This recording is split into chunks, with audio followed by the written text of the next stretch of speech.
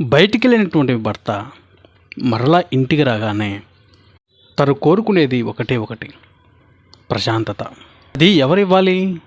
భార్యే కదా. ఒక మాట వినండి, బయట ఎన్నో అవస్థలు పడతాడు భర్త.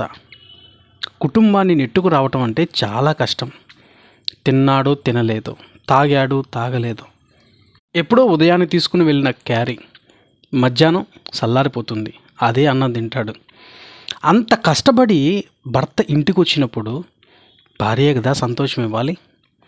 అయితే కొంతమంది స్త్రీలు ఏం చేస్తారంటే ఇంటికి రాగానే ఉన్న సమస్యలన్నీ ముందు పెట్టేస్తూ ఉంటారు. ఈ పొరపాటు ఎవ్వరూ చేయొద్దు. మీరు తిన్నాక, అతను రిలాక్స్గా ఉన్నాక ఎన్ని సమస్యలైనా మాట్లాడుకోండి, కానీ వచ్చిన భర్తకు మాత్రం తప్పకుండా రెస్ట్ అనేది ఇవ్వండి. నీ చిరునవ్వుకు మించిన రెస్ట్ తను ఏది కోరడు. ఆ తర్వాత ఎంత పెద్ద ఉపద్రవమైనా నువ్వు నిదానంగా చెప్పితే సమస్యలన్నీ కూడా సులువుగా పరిష్కారం అవుతాయి. అది వదిలేసి తొందరపడితే తను ఎంత బాధపడతాడో.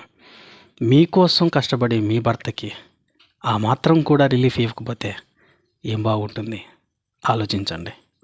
నచ్చితే ఈ వీడియోని తప్పక షేర్ చేయండి, ఛానల్ని సబ్స్క్రైబ్ చేయండి. Thank you.